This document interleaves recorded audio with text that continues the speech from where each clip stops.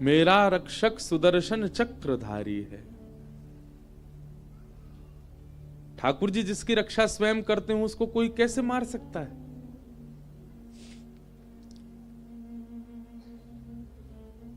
एक गौरैया पक्षी देखा आपने?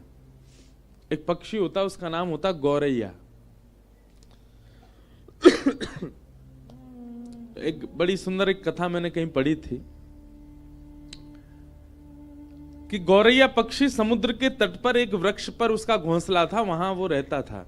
और जो वृक्ष था वो एक मंदिर के परिसर में था, समुद्र के तट पर। तो गौरैया पक्षी ने अपना संपूर्ण जीवन मंदिर में जो भी प्रसाद आदि गिर जाता था या हवन आदि की सामग्रियां जो गिर जाती थी, उन्हीं को पाकर के उसने अपना पूरा जीवन निकाला।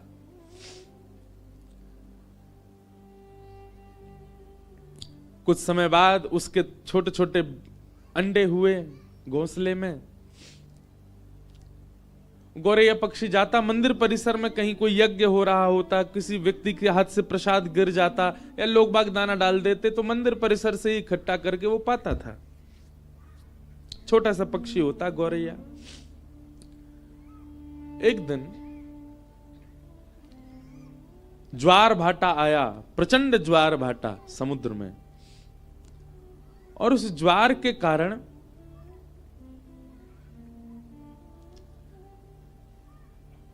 घोंसला जो वृक्ष के ऊपर था वहां तक लहरें आ गई समुद्र की, और वो घोंसला लेकर के समुद्र भीतर चला गया। गौरैया पक्षी जब लौट करके आई तो उसने देखा कि मेरा घोंसला तो चला गया। समुद्र के तट पर जाकर के समुद्र नारायण भगवान से हाथ जोड़ के प्रार्थना करने लगी। बोले मुझे दिख रहा है मेरे बालक अभी तैर रहे हैं आपके ऊपर थोड़ी दूरी पर। मैंने कुछ बुरा नहीं किया, कुछ गलत नहीं किया, मेरे मन में किसी के प्रति दुर्भाव नहीं है। हे समुद्र नारायण भगवान, आप साक्षात भगवान के स्वरूप हो, मेरी प्रार्थना स्वीकार कीजिए, मेरे घोंसले वापस लौटा दीजिए। मेरे बालक निर्दोष हैं, अभी उन्होंने जन्म भी नहीं लिया। तो गौरैया पक्षी के उस भाव को सुन, जिनके बालक डोल रहे ना बाहर, उनको खेलने तो दो, पर यूं क्या उन्हें थोड़ी शांति से है जाए। कोई के बालक नहीं है। मैया तेने खा ठानी मन में, बालक अपने छोड़ दिए वन में। अब बेचारी मैया यूं कह रही होगी मैं कायकोट के जाऊं, जगह तो बड़ी मुश्किल से मिली। तो गौरैया पक्षी जब समुद्र नारायण से प्रार्थना करने लगी और अपने भाव कहने लगी, तो वैसे तो समुद्र कभी प्रकट होते नहीं, पर आज प्रकट हो गए। और प्रकट होकर के समुद्र नारायण बोले हंसते हुए, गौरैया पक्षी तुम मुझसे प्रार्थना तो ऐसे कर रही हो जैसे तुम्हारा कोई अस्तित्व है दुनिया में। तो गौरैया बोली मतलब? बोले जितने जीव पृथ्वी पर रहते हैं ना, उससे कई लाख गुना ज्यादा जीव मेरे अंदर रहते हैं। इस प्रचंड ब्रह्मांड में कोई तुम्हारी आवाज सुन भी रहा है? तुम्हारा कोई अस्तित्व है जो तुम प्रार्थना कर रही हो मुझसे? तो गौरैया पक्षी बोली कहीं ना कहीं मेरे प्राण हैं और मैं जीवित हूं, इसका मतलब मेरा अस्तित्व है, मैं कह सकती हूं आपसे। समुद्र नारायण जोर से हंसने लगे, बोले राम जी प्रचंड सेना लेकर के आए थे, खूब प्रार्थना करी, तब भी मैंने मार्ग नहीं दिया। गौरैया बोली तो अंत तो गत्वा क्या किया ये भी पूरी दुनिया को पता है, सेतु बना दिया आपके ऊपर। समुद्र बोले सीधी बात है, मैं घोंसले वापस नहीं लौटाऊंगा, मेरा कोई स्तर है, मैं साक्षात ऐसे कोई चलता फिरता व्यक्ति नहीं, किसी की भी बात सुनकर के उसकी मनवांछित इच्छा पूरी करूंगा। मैं प्रचंड समुद्र हूं, इस पृथ्वी पर सबसे बड़ा राज्य मेरा है, और एक छोटे से पक्षी की बात सुनकर उसका घोंसला लौटाऊंगा मैं? गौरैया पक्षी बोली आपको वैसे तो लौटा देना चाहिए, पर फिर भी आप जिद करेंगे तो फिर मैं भी जिद पे आ जाऊंगी। तो समुद्र नारायण और ऐसे तुम जिद करके क्या करोगी? बोले मैं आपको सुखा दूंगी। समुद्र नारायण खूब हंसे, बोले अच्छा है, अपने अहम में ही रहो तुम जीवन भर। छोटी सी पक्षी, दिखती भी नहीं हो तुम, एक लहर में भीतर ले जाऊंगा और मुझसे कह रही हो मुझे सिखाओगी? गौरैया बोली हाँ मैं सुखा दूंगी। कैसे सुखाओगी?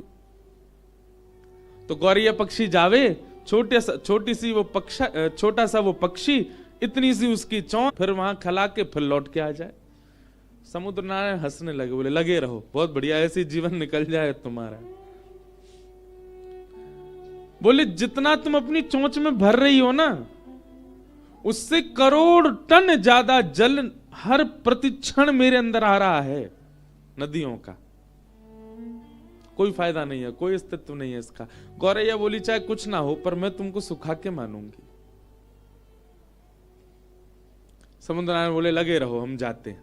समुद्र प्रस्थान कर गए और गौरैया लगी अपनी चोंच में भरे जल, फिर दूर जाके फिर खलावे, फिर लौट के आवे, फिर भरे जल, फिर दूर जाके खला के फिर आवे।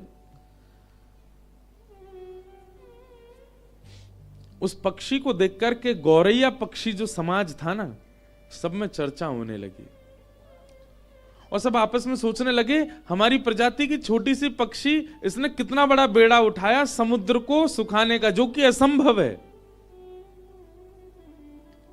पर अपने हक के लिए लड़ रही है। हमें इसका साथ देना चाहिए। 2-3 दिन बाद देखते देखते 1 से 2, 2 से 200, 200 से 2 लाख, 2 लाख से 2 करोड़ गौरैया पक्षी हो गए। वहां विश्व भर के जितने पक्षी थे सब आ गए, सब अपनी चोंच में समुद्र का जल भरें और जाकर के खिला दें। समुद्र और हंसने लगे, बोले वाह, कर लो आप लोग अपना प्रयास। पृथ्वी पर जितने गौरैया पक्षी हैं सब आ गए समुद्र को खिलाने के लिए, लेकिन फिर भी कोई समुद्र पर फर्क तो पड़ना नहीं था। गौरैया पक्षी के इस प्रयास को देख करके अन्य पक्षी समाज ने भी विचार किया कि हैं तो ये भी पक्षी, हम भी पक्षी, हमें इनका साथ देना चाहिए। तो तोताओं का समाज, कबूतरों का समाज और जितने भी उड़ने वाले पक्षी हैं सब अपने अपने परिवार और समाज को लेकर के आ गए और सब लगे चोंच में जल भरे और ले जाके दूर खला में करोड़ों अरबों खरबों की तादाद में पक्षी अपनी चोंच में जल भर भर के ले जा रहे हैं और दूर खिला रहे हैं। नारद जी पृथ्वी पर आए, बोले भैया ये क्या कर रहे हो आप लोग?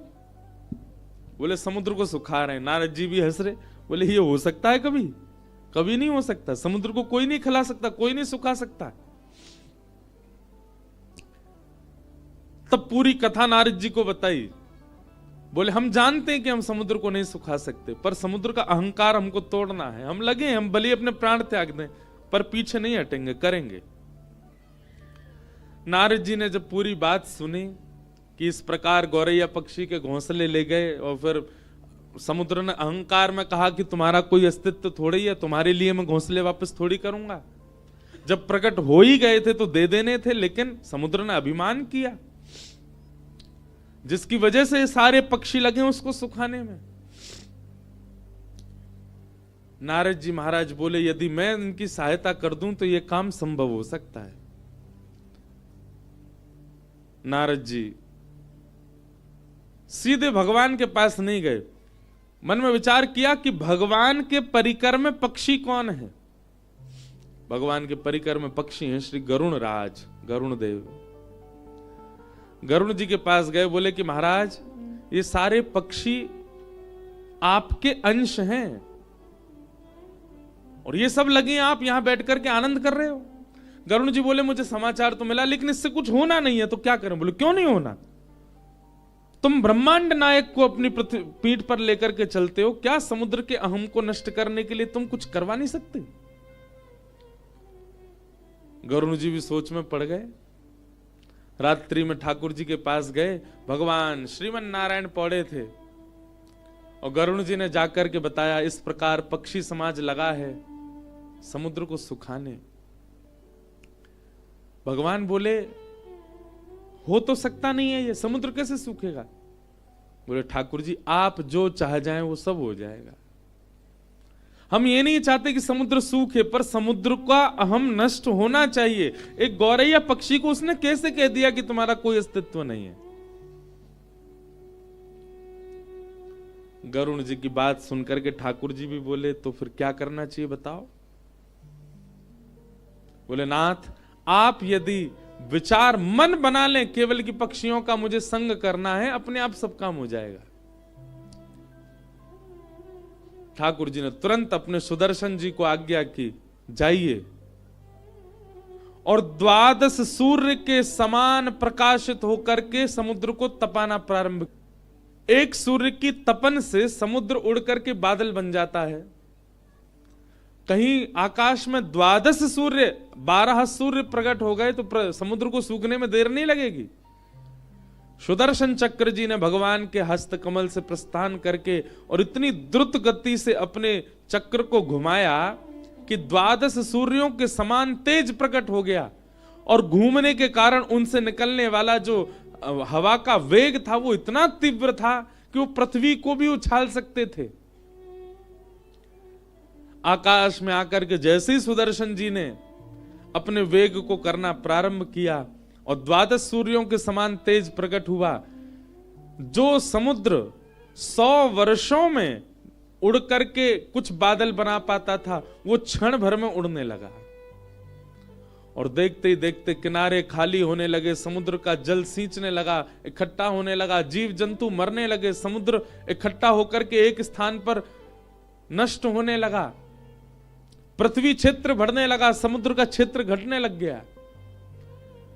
समुद्र ने जब ये स्थिति देखी स्वयं की, प्रकट हो गए, प्रकट होकर के त्राहिमाम कहकर के नारायण का स्मरण किया। भगवान ने प्रकट होकर के समुद्र नारायण से कहा, अहम शून्य हो जाइए। पृथ्वी पर जिसका स्वरूप बड़ा है उसका अस्तित्व होता है, ऐसा नहीं है।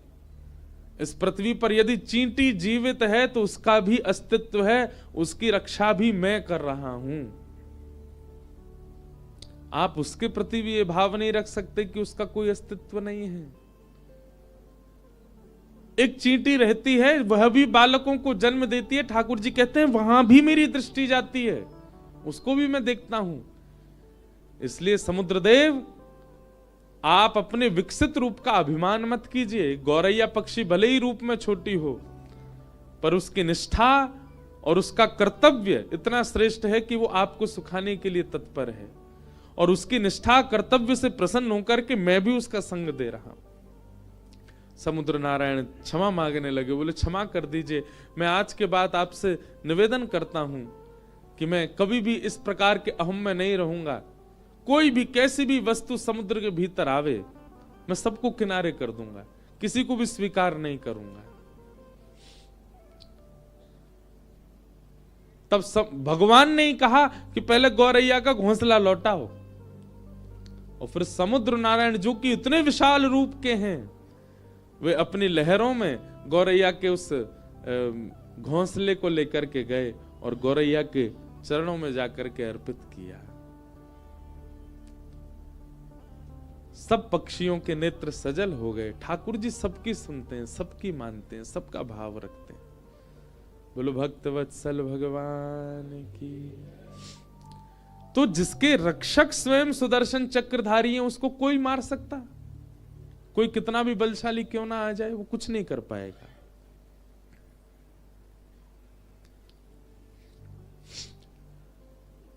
सोते हुए 5 पांडवों को मारने के लिए अश्वत्थामा गए, पर भगवान पांडवों को लेकर के कहीं और चले गए।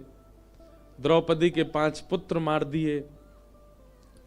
अश्वत्थामा पकड़ा गया, और अश्वत्थामा को मारने के लिए अर्जुन ने जब सबके सामने प्रस्तुत किया, तो द्रौपदी ने अश्वत्थामा को मुक्त करने के लिए आज्ञा की, निवेदन किया। भगवान ने द्रौपदी के इस दया भाव को देखकर के द्रौपदी को नाम दिया कृष्णा। अश्वत्थामा ने अपनी मृत्यु का बदला लेने के लिए, अपने ऊपर हुए अपमान का बदला लेने के लिए ब्रह्मास्त्र छोड़ दिया। उत्तरा के गर्भस्थ शिशु को मारने के लिए जब ब्रह्मास्त्र छोड़ा, उत्तरा दौड़ी दौड़ी भगवान की शरण में गई और भगवान ने उत्तरा के गर्भ में प्रवेश करके जिस बालक की रक्षा की वही बालक है परीक्षित। हमारे पूज्य गुरुदेव भगवान एक बहुत सुंदर बात कहते हैं कि भगवान ने गर्भ में जाकर के परीक्षित की रक्षा की। ऐसा कौन सा गुण है परीक्षित में जिसके लिए ठाकुर जी ने उसकी रक्षा की? पूज्य पिताजी महाराज के गुरुदेव श्री रामानुज गुरु जी एक जगह लिखते हैं कि ठाकुर जी ने देखा इस बालक में कोई गुण हो चाहे ना हो, परंतु भविष्य में चलकर के ये मेरी कथा का श्रोता बनेगा, मुख्य श्रोता बनेगा। इसलिए ठाकुर जी ने गर्भ में प्रवेश करके परीक्षित की रक्षा की। आप सब लोग विचार कीजिए, श्रवण करने वाला, सत्संग करने वाला ठाकुर जी को कितना प्रिय होता है। परीक्षित ने और कुछ नहीं किया। आप संपूर्ण परीक्षित का चरित्र देखिए। परीक्षित ने एक सुदृढ़ राज्य में रह करके राज शासन किया जो कि पूर्व से ही व्यवस्थित था, उसको कुछ व्यवस्था करनी नहीं पड़ी। क्यों भगवान ने परीक्षित को बचाया? क्या कारण था परीक्षित की रक्षा का? क्योंकि कहीं ना कहीं ठाकुर जी जानते हैं कि वो कथा का श्रोता है। उसके कथा श्रवण करने से करोड़ों जनमानस को कथा श्रवण करने को मिलेगी, इसलिए ठाकुर जी ने उसकी रक्षा की। बंधुओं, इस बात को सुनकर के कभी कभी मुझे ऐसा अनुभव होता है, आपको भी होना चाहिए। हम अपने जीवन में कई ऐसी परिस्थितियों से बच करके आए जहां हमारी मृत्यु सामने खड़ी थी। मैंने भी अपने 27 वर्ष के जीवन में कई ऐसे अनुभव किए हैं कि जहां मृत्यु सामने थी, पर ठाकुर जी ने रक्षा की। उस समय तो ऐसा लगा था कि मेरे पुण्यों ने मुझे बचा लिया होगा, या मेरे सत्कर्मों ने मुझे बचा लिया, या ठाकुर जी की मुझ पर कृपा है इसलिए मेरे प्राण रक्षा हो गई। परंतु इस कथा को कहते हुए आज मन में भाव आता है, ठाकुर जी ने कहीं ना कहीं रक्षा इसलिए की, इससे मुझे कईयों को कथा सुनवानी है, अभी कईयों को भक्ति मार्ग दिलाना है। अभी आप सबकी भी रक्षा इसीलिए हो रही होगी, यजमानों की रक्षा भी इसीलिए हो रही होगी। ठाकुर जी मन में विचार करते होंगे, इनके यजमानत्व में कथा में इतने लोग कथा सुनेंगे, कहीं ना कहीं इसकी रक्षा करो।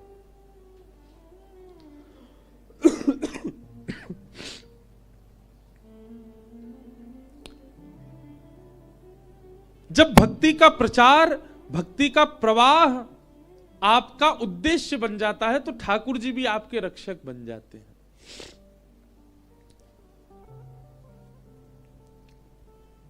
और एक बात और कहूं बंधुओं, हृदय से बहुत ध्यानपूर्वक सुनिएगा। भगवान ने हमारी रक्षा की, ठाकुर जी रक्षा करते हैं, इसको आप किस रूप में लेते हो? भैया केदारनाथ गए थे, कोहरा पड़ रहा था बहुत ज्यादा, हमारी गाड़ी खाई में गिरने वाली थी। अचानक से ड्राइवर ने ब्रेक लगा दिया, बोले पता नहीं आगे रास्ता दिख नहीं रहा। रात भर खड़े रहे, जैसे ही सुबह हुई कोहरा थोड़ा सा छटा तो हमने क्या देखा, हम तो खाई में ही खड़े थे, जरा भी नेक आगे बढ़ जाते तो गिर जाते। महादेव ने बड़ी रक्षा की हमारी। ये रक्षा नहीं है। ठाकुर जी आपकी रक्षा करते हैं, इसका मतलब ये ना समझें कि इस प्रकार की घटनाओं से रक्षा, वह भी रक्षा है, परंतु विशेष रूप से ठाकुर जी की रक्षा किसे कहेंगे आप?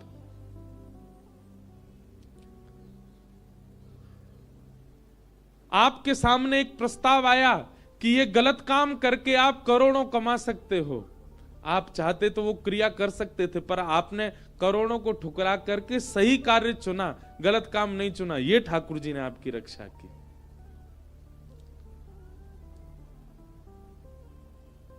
आपके सामने गलत मार्ग आ गए, जिन मार्ग पर जाकर के आप बहुत कुछ हासिल कर सकते थे अपने जीवन में, धन संपत्ति वैभव ऐश्वर्य, पर आपने सतमार्ग को चुना, गलत मार्ग को नहीं। सतमार्ग में रूखी रोटी खाना हमको प्रिय है, गलत मार्ग पर जाकर के 56 भोग नहीं खाना है। इस प्रकार से अपने सतमार्ग को चुनना, एक प्रकार की ठाकुर जी के द्वारा आपकी रक्षा है। कई लोग अपने जीवन में दूषित मार्ग अपना लेते हैं, उसके बाद बहुत संपत्ति, बहुत धन, बहुत ऐश्वर्य उनके जीवन में आ जाता है, परंतु वे अंदर ही अंदर जानते हैं कि हम इस स्थिति में कैसे आए, गलत मार्ग चुन करके आए। एक प्रकार से यही मानो कि ठाकुर जी ने उनकी रक्षा नहीं की, पर व्यक्ति एक गलत मार्ग ना चुन करके सदमार्ग चुनता है, भले ही एक छोटे से घर में रहता है, 100 गज के मकान में रहता है, केवल एक समय की रोटी खा पाता है, परंतु उसको इस बात का गर्व है कि मैंने गलत मार्ग नहीं चुना। असली रक्षक उसी के थे ठाकुर जी। स्वामी विवेकानंद विदेश में कहीं प्रवचन कर रहे थे और उनके प्रवचन को सुनकर के ना जाने कितने लोगों का जीवन परिवर्तित हो गया, परंतु एक अत्यंत सुंदरी कन्या उनके रूप पर प्रभावित हो गई और उसने आकर के स्वामी विवेकानंद जी से कहा, आप मुझसे विवाह कर लीजिए। स्वामी विवेकानंद जी बोले, उसके पीछे कारण, आप जैसे पुत्र को जन्म देना चाहती हूं मैं।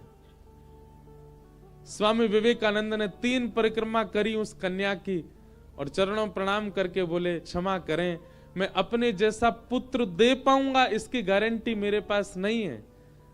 आपकी 3 परिक्रमा करके आपके चरणों में प्रणाम करके मैं वचन देता हूं, मैं ही आज से आपका पुत्र हूं। मेरे जैसा पुत्र चाहिए ना, मैं ही पुत्र हूं आपका, आप मुझे ही पुत्र मान लो। इसे कहते हैं ठाकुर जी के द्वारा की गई रक्षा। आपके मन की, आपके भाव की, आपके इंद्रियों की, आपके विचारधारा की जब दूषित मार्ग से रक्षा होती है, उसको वास्तविक रक्षा मानी है ठाकुर जी की।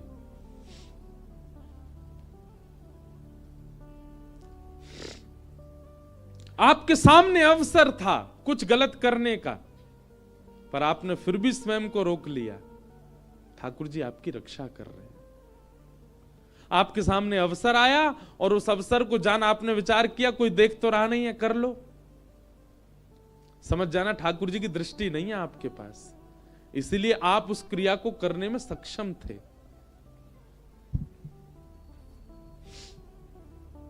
भगवान ने परीक्षित की रक्षा की, कुंती ने भगवान की स्तुति गाई और कुंती की स्तुति स्तवन के बाद ठाकुर जी बोले, अब मैं द्वारिका जा रहा हूं। भैया महाभारत युद्ध हो गया, परीक्षित की रक्षा, बालक की रक्षा हो गई, सब कुछ हो गया, अब मैं वापस द्वारिका जा रहा हूं। और जैसे ही ठाकुर जी द्वारिका जाने के लिए प्रस्थान करने लगे, दूर खड़े हुए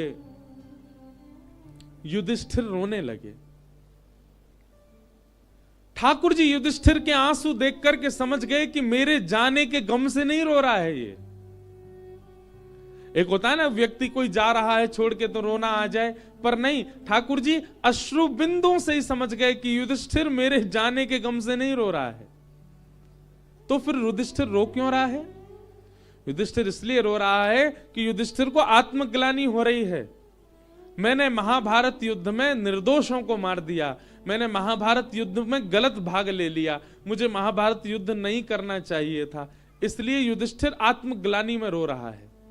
ठाकुर जी समझ गए।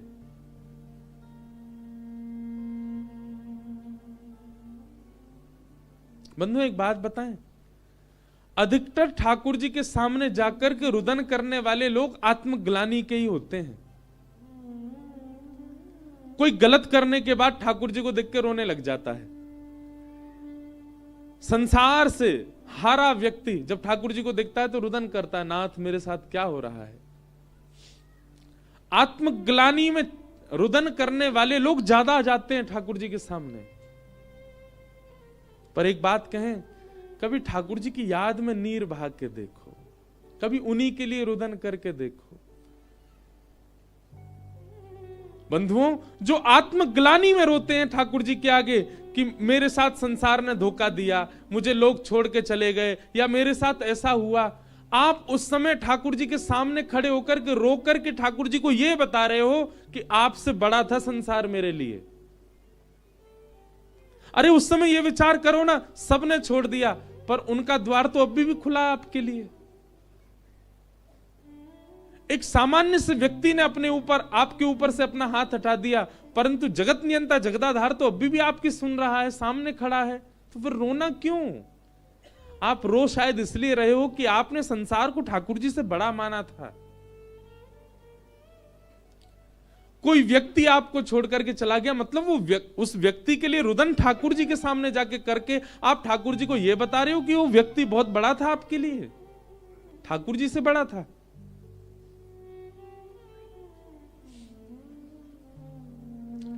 इसलिए संसार से मिलने वाले दुर्व्यवहार का रुदन कभी ठाकुर जी के आगे मत करो। ठाकुर जी को कितनी पीड़ा होती होगी। ले, या के सामने मैं खड़ा हूं, मेरो अस्तित्व नहीं है, मैंने याकू नहीं छोड़ो, वहां से याकू प्रसन्नता नहीं। एक सामान्य जीव याकू छोड़ के चलोगे, वाके का रो रहा हो मेरे आगे आके। संसार की आपत्ति विपत्तियां सब आपके जीवन में आएंगी जाएंगी, पर ठाकुर जी तो एक रूप एक रस रहते हैं, वो कभी नहीं छोड़ते।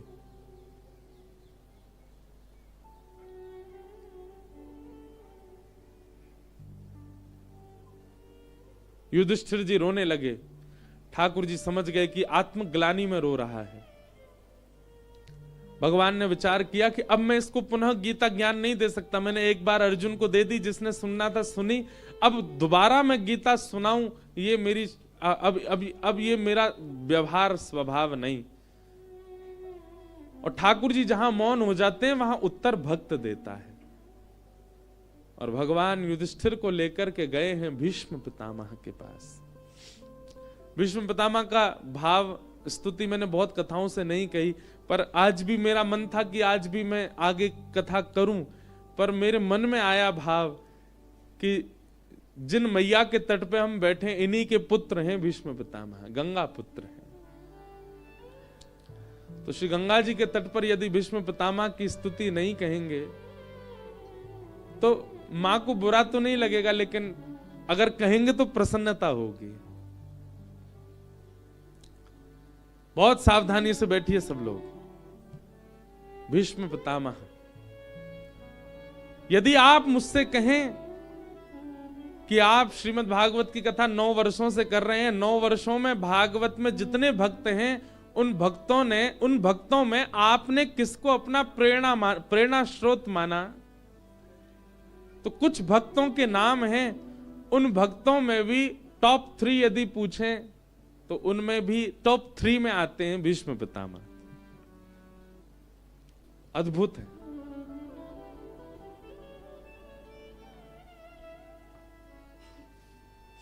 बहुत सावधानी से सुनिएगा।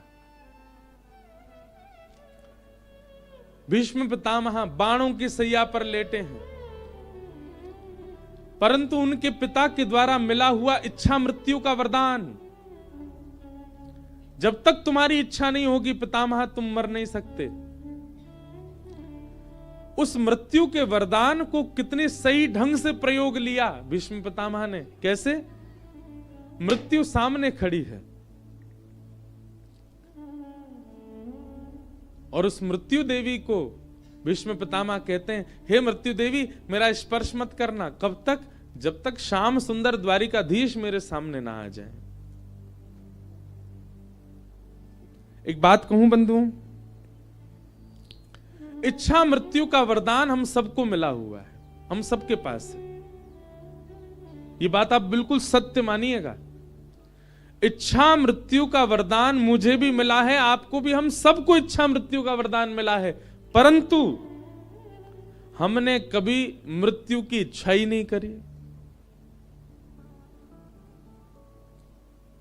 साइलेंट कर लो भैया जिसका भी फोन बज रहा है।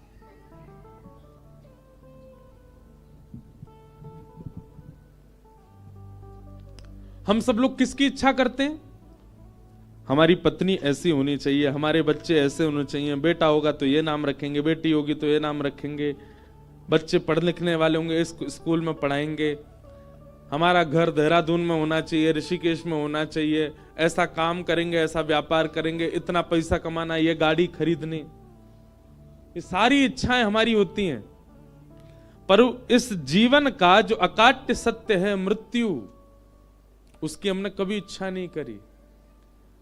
आप कहोगे महाराज जी इसलिए कथा नहीं सुन रहे आपकी कि आप यूं बताओ कि मरवे की इच्छा करो। हमारी बात समझिएगा। मृत्यु सबकी होनी है। यहां पे कोई बैठा व्यक्ति ये बात कह सकता है मेरी मृत्यु ना होएगी? कोई हो तो हाथ ऊपर कर लो भैया। सब जानते हैं कि हम सबकी मृत्यु निश्चित है। किसी की मृत्यु रोगों से हो सकती है, किसी की मृत्यु गिरने से हो सकती है, किसी की मृत्यु सोते सोते हो सकती है। सबकी होगी। पीछे बैठे व्यक्ति से लेके मुझ तक सब मरने वाले हैं। यहां पर सबकी मृत्यु होनी है। हम सब जानते हैं हमारे जीवन का परम सत्य है, अंतिम उद्देश्य मृत्यु ही है हमारा। हम चाहे जीवन में जो कर लें, पर जाना हमको अर्थियों पर ही है, जाना हमको अस्थियों में ही है। कभी हमने उसके बारे में विचार क्यों नहीं किया कि हमारी मृत्यु कैसी हो? इच्छा मृत्यु का वरदान सबको मिला है, पर कोई इच्छा तो करे। और इच्छा कैसी करे? हे नाथ, जब तक प्राण है, जब तक जीवन है, तब तक मैं अपने कर्तव्यों का निर्वहन करूंगा। मैं जीवन में दुख भी सहूंगा, सुख भी सहूंगा, पीड़ा भी सहूंगा, आपत्ति भी सहूंगा। लेकिन नाथ मेरी बस आपसे एक प्रार्थना, मेरे जीवन में पीड़ा आवे, दुख आवे, दारिद्र आवे, सब कुछ मैं सहने को तैयार हूं। आप केवल मेरी एक चीज सुधार दीजिए। क्या? मेरी मृत्यु ऐसी होनी चाहिए। अपनी मृत्यु पहले विचार करो। कैसी मृत्यु चाहिए? हे नाथ, मेरी मृत्यु ऐसी हो कि जब मृत्यु काल आवे ना समीप, सबसे पहली बात तो मेरे अंदर यह आए कि मैं उस दिन भयभीत ही ना हूं, मुझे भय ना लगे, मैं निर्भीक रहूं, अत्यंत उत्साह में रहूं। और उस दिन या तो वृंदावन जाऊं, या तो अयोध्या जाऊं, या गंगा जी के तट पर जाऊं, कहीं भी श्रेष्ठ स्थान पर मैं जाऊं, वहां जाकर के आपका दर्शन करूं, संतों को प्रणाम करूं, सबको दान पुण्य करूं, सत्संग श्रवण करूं, सुंदर कथा श्रवण करके, माथे पर तिलक लगा करके, बढ़िया चंदन फोटा लगाए के, बढ़िया इत्र लगा करके, कीर्तन में खूब उछल उछल के नृत्य करूं, गंगा यमुना जल का पान करूं, संतों की शीत प्रसादी लेकर के गंगा तट पर, यमुना तट पर एकांत चित्त से बैठा हूं। तभी मेरी मृत्यु की घड़ी आ जाए और उस घड़ी में मेरे पास कोई ना हो, मैं अकेला एकांत में प्रसन्न मुद्रा में बैठा हूं, और उसी समय मेरे इष्ट मेरे सामने प्रकट हो जाएं।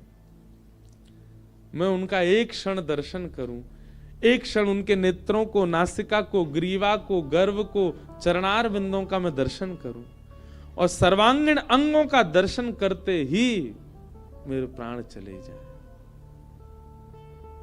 ऐसी इच्छा मृत्यु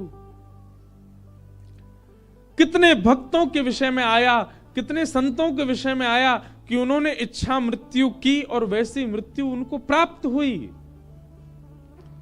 इच्छा मृत्यु करने का मतलब यह नहीं कि मैं आज शाम को पधार जाऊं, नहीं।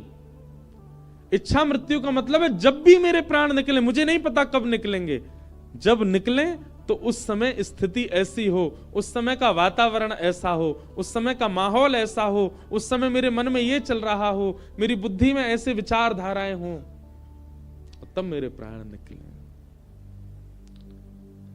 इतना तो कहना स्वामी, जब प्राण तन से निकले, गोविंद नाम लेकर, जब प्राण तन से निकले। मेरे मुख से गोविंद नाम निकले जब मेरे प्राण निकले नाथ। और उस समय कौन दिखाई दे? बेटा दिखाई दे, बेटी दिखाई दे, पत्नी दिखाई दे, बच्चे कौन दिखे? कोई ना दिखे। ये सब संसार के लोगों को जीवन भर देखा मैंने, अंतिम समय में ये लोग ना दिखे मुझे तो कौन दिखे? पीतांबरी कसी हो, मुखड़े पे एक हंसी हो, छवि मन में ये बसी हो, जब प्राण तन से निकले। श्री गंगा जी का तट हो, यमुना का वंशीवट हो, मेरा सांवरा निकट हो, जब प्राण तन से निकले उस समय जल्दी आना। जब मेरे प्राण निकल रहे हो नाथ, उस समय देर मत करना आप। अच्छा देखो, ऐसा भाव मांगने वाला व्यक्ति ये कहे ठाकुर जी से, जीवन भर कुछ नहीं मांगूंगा आपसे, आप चाहे कितना भी दुख दो, कितनी पीड़ा दो, सब छीन लो मुझसे, आपसे कोई मांग नहीं करूंगा मैं, बस एक ही मांग है मेरी, मेरे अंतिम श्वास में आना मेरे पास, उस समय जल्दी आना, नानाथ भूल जाना, और अकेले मत आना, श्री राधे को साथ लाना, जब प्राण तन से निकले। ऐसी इच्छा मृत्यु रखो।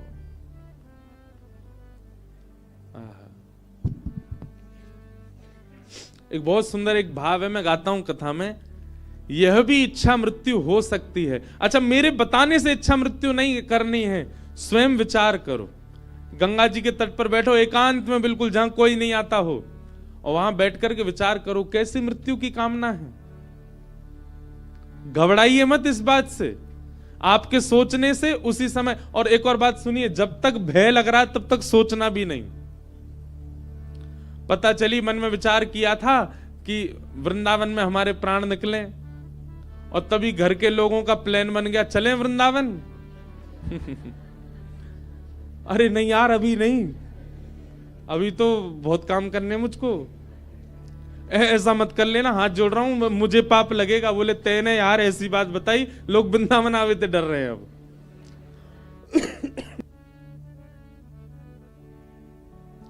इस इच्छा मृत्यु को वो ही करे जिसके अंदर भय ना हो। हमने तो विचार किया है, हमारा कन्फर्म है कि हमको ऐसे, और हमें यह भी विश्वास है, हर दिन कथा करते हैं, हर दिन विश्वास और तीव्र होता है कि ऐसा ही होगा। वो बताना नहीं है, किसी को बताना नहीं कैसा चाहिए। बड़े खतरनाक लोग भी होते हैं। एक जगह मेरी कथा में कोई व्यक्ति बोला, महाराज जी आपने इच्छा मृत्यु का एक भाव कहा, मैं अपनी एक निजी बात शेयर करूं, मैं नहीं करूं, मुझे भोजन बहुत बढ़िया लगता है। मैंने आज मन में विचार किया कि जिस दिन मेरे प्राण निकले उस दिन सुबह सुबह जलेबी खाऊं, कचौड़ी खाऊं, बेड़ई सब्जी खाऊं, दोपहर के राजभोग में बढ़िया मेरे पास में मक्के की रोटी सरसों का साग बने, चटनी से लगा के पाऊं, रात्रि का प्रसाद पाने के लिए मेरे पास दाल बाटी आवे, बढ़िया चूरमा, उसमें गुलाब पड़ा हो महाराज जी। मैंने कहा फिर? बोले बिल्कुल पाता जाऊं, मेरे को ऐसा लगे पेट भर ही नहीं रहा, और अंतिम स्वाद जैसे ही मेरे पेट मुख में जाए, पेट भरते ही जैसे ही मेरे पेट भर जाए तुरंत मेरे प्राण निकल जाए। ऐसे भोगी लोग भी हैं, बड़े प्रचंड प्रसिद्ध लोग हैं, मैं दो तीनों से मिला हूं मैं, जो भोग के द्वारा प्राण त्यागना चाहते हैं। ऐसे लोगों को मेरे चरणों में प्रणाम है भैया, ऐसा विचार मत करियो। इच्छा मृत्यु कैसी होनी चाहिए? मनमोहन तुझे रिझाऊं, तो है नित नए लाड़ लड़ाऊं, बसा कर नैनन में, छिपा के तुझे नैनन में हो, बसा कर नैनन में, छिपा के तुझे नैनन में हो, बसा कर नैनन में, छिपा कर नैनन में, बसा कर नैनन में, छिपा कर नैनन में। ओ मनमोहन तुझे रिझाऊं,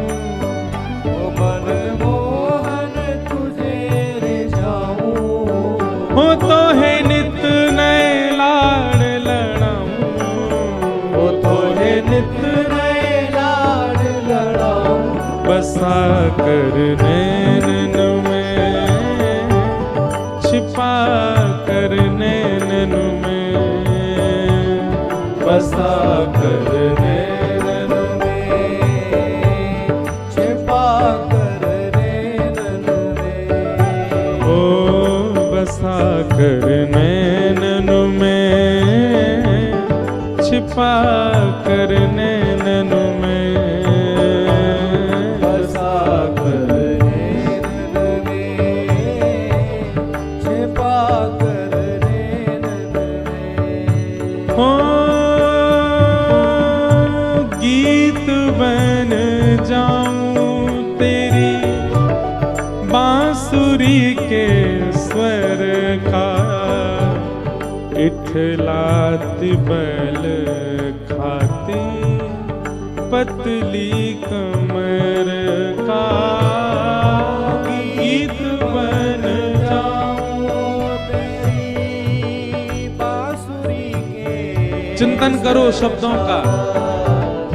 इठलाती बल खाती पतली कमर का। गीत बन जाऊं तेरी बांसुरी के स्वर का, इठलाती बल खाती पतली कमर का। गीत बन जाऊं तेरी बांसुरी के स्वर का, इठलाती बल खाती पतली कमर का। ओ पीला पटका बन जाऊं, पीला पटका बन जाऊं, पीला पटका बन जाऊं, पीला पटका बन जाऊं। बसा कर नैनन में, छिपा कर नैनन में, बसा कर नैनन में, छिपा कर नैनन में। ओ बसा कर नैनन में, छिपा कर नैनन में, बसा कर नैनन में। छिपा कर गाओ। नैनन में। मनमोहन तुझे रिझाऊं, मनमोहन तुझे रिझाऊं, ओ तोहे नित नए लाड़ लड़ाऊं, ओ तोहे नित नए लाड़ लड़ाऊं। बसा कर नैनन में, छिपा कर नैनन में, बसा कर। छिपा कर श्री राधा रमण लाल की।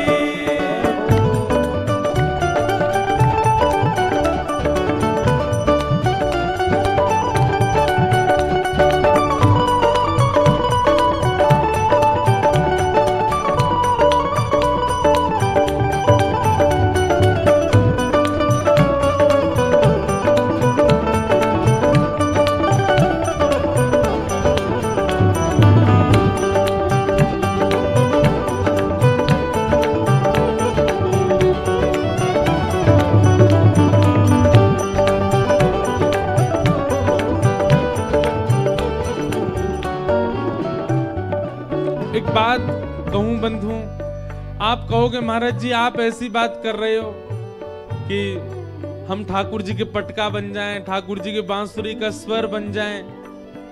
ये सब तो निर्जीव होते हैं, इनमें कोई प्राण थोड़ी होते हैं। पर बंधु एक बात कहें, हमारे भक्ति परंपरा में ठाकुर जी के श्री अंग पर जावे वाली जो भी वस्तु है सब में प्राण है। उस बात का एक प्रमाण दें। श्रीमद वल्लभाचार्य जी महाराज अपने श्री ठाकुर जी का नित्य भोग पधराते थे। एक बार 3 लोग रोते रोते गए महाप्रभु जी के पास। बहुत सावधानी से इधर देखो, सब लोग सुनो। जिन लोगों को लगता है मुकुट में प्राण नहीं है, माला में प्राण नहीं है, कुंडल में प्राण नहीं है, वंशी प्राण नहीं, ये सब निर्जीव केवल और केवल श्रृंगार है। 3 लोग रोते रोते गए तो श्रीमद वल्लभाचार्य जी महाराज उनसे पूछने लगे, भैया तुम रो क्यों रहे हो? अब बहन मैं कथा करूं कि टाटा करूं? बैठ जाओ। तो इधर देखो, महाप्रभु जी बोले आप रो क्यों रहे हो, क्या बात है? कुछ नहीं बोले, बस एक ही बात बोले, हमें सेवा से दूर मत करो, हमें सेवा से विलग मत करो, हमें सेवा से बाहर मत करो। महाप्रभु जी बोले कौन सी सेवा से दूर कर रहा है तुमको कोई, क्या बात है, स्पष्ट बताओ। तो तीनों बस रोते रहे, हमें सेवा से दूर मत करो। थोड़ी देर बाद श्रीमद वल्लभाचार्य जी महाराज ने जब नेत्र बंद करके ध्यान लगाया तो क्या पता चला, पता है कि रसोई घर में ठाकुर जी के लिए प्रसाद बन रहा था, और प्रसाद के लिए जब भात बनाने के लिए चावलों को धोया जा रहा था, उनका माण जब अलग किया जा रहा था चावलों का, तो माण अलग करते समय चावल में से 3 दाने माण के साथ नाली में बह गए, और वे तीनों ही रूप धारण करके आए और महाप्रभु जी से बोले हमें सेवा से दूर मत करो। मतलब जब तक वस्तु भगवत सन्निधि में नहीं जाती तब तक वह निर्जीव है, पर भगवत सेवा में आने के बाद उसमें प्राण होते हैं, वो कोई ना कोई दैविक, कोई ना कोई वैदिक, कोई ना कोई भक्त है। इसीलिए हमारे श्री लाल जी का जब भी श्रृंगार होता है, मुकुट को भी प्रणाम करके पधराया जाता, वंशी जी को भी प्रणाम करके पधराया जाता, माला भी प्रणाम करके पधराई जाती है, ठाकुर जी के श्री अंग पर आने वाली पोशाक भी, उसमें भी यही भाव होता है कि कोई वैष्णवी ठाकुर जी के ऊपर आए हैं आज, ठाकुर जी को धगवे के काजे। ठाकुर जी की मसनद भी उठाते हैं ना, तो उसको भी ऐसे प्रणाम करते हैं, जय हो गादी जी को प्रणाम, मसनद जी को प्रणाम, झारी जी, बंटा जी, सबको जी लगा करके, मतलब उनमें प्राण है। इसलिए ये विचार मत करना कि महाराज जी कह रहे हैं वंशी बने, पटका बने, ये तो निर्जीव होते हैं, ये सब में प्राण होते हैं। अपनी भक्ति साधना से आप वंशी बन सकते हैं। वंशी कौन है? भगवान की, स्वयं महादेव वंशी बन करके आए हैं ठाकुर जी की। घुंघरू बनूं जो तेरी पायल का प्यारे, पल पल चुमा करूं चरण तुम्हारे।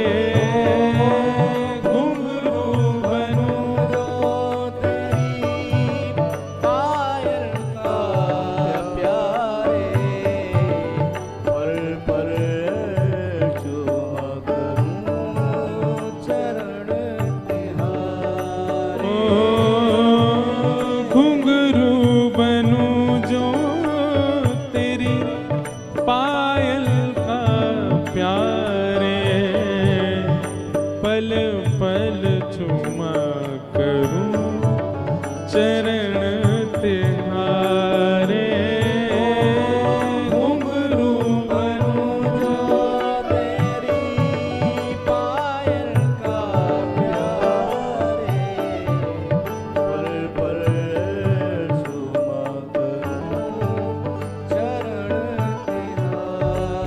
ओ तेरे धीरे धीरे चरण दबाऊं, ओ तेरे धीरे धीरे चरण दबाऊं, तेरे धीरे धीरे चरण दबाऊं, ओ तेरे धीरे धीरे चरण दबाऊं। बसा कर नैनन में, छिपा कर नैनन में, बसा कर नैनन में,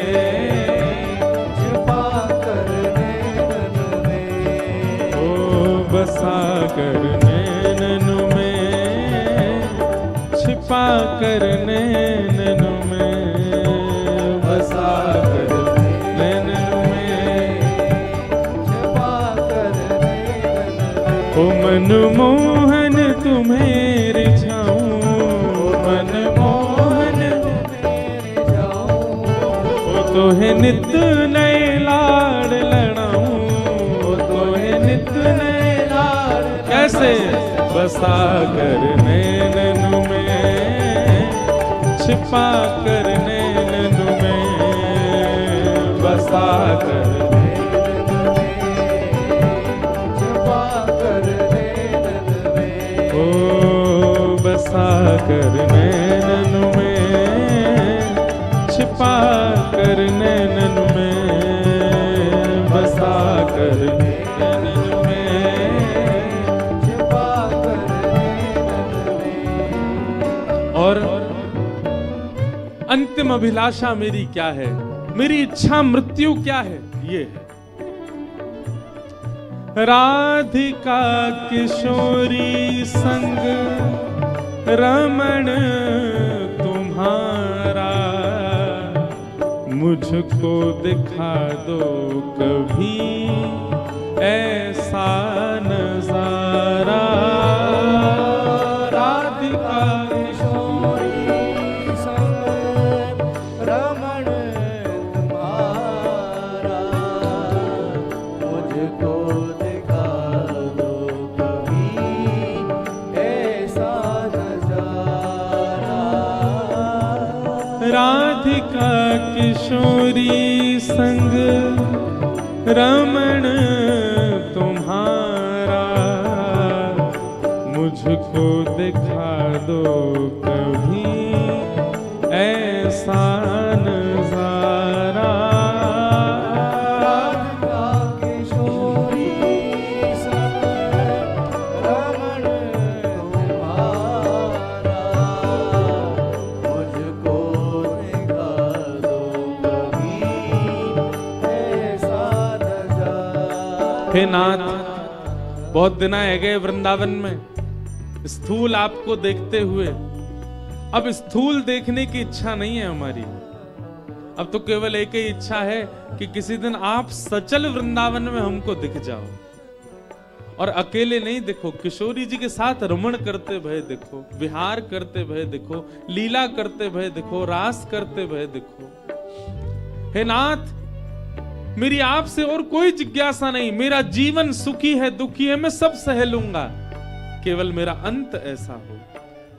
आप किशोरी जी के साथ विहार कर रहे हैं, रमण कर रहे हैं, वो दृश्य मुझे जिस दिन दिख जाए, भले ही मैं करोड़ों का काम छोड़ करके वृंदावन आया हूं, पर जिस दिन आप प्रत्यक्ष मुझे दिख जाओ, बस उसके बाद नाथ फिर चाहे मैं मर जाऊं, फिर चाहे मैं मर जाऊं, फिर चाहे मैं मर जाऊं, फिर चाहे मैं मर जाऊं, बसा कर नैनन में, छिपा कर नैनन में, बसा कर नैनन में, छिपा कर नैनन में। ओ राधिका किशोरी संग रमण तुम्हारा, मुझको दिखा दो कभी ऐसा नजारा। राधिका किशोरी संग रमण तुम्हारा, मुझको दिखा दो कभी ऐसा नजारा। ओ फिर चाहे मैं मर जाऊं, ओ फिर चाहे मैं मर जाऊं, फिर चाहे मैं मर जाऊं, फिर चाहे मैं मर जाऊं, बसा कर नैनन में, छिपा कर नैनन में, बसा कर नैनन में, छिपा कर नैनन में। ओ बसा कर नैनन में, छिपा कर नैनन में, बसा कर नैनन में, छिपा कर नैनन में। ओ बसा कर नैनन में, छिपा कर नैनन में, बसा कर नैनन में, छिपा कर नैनन में। हाँ, बसा कर नैनन में,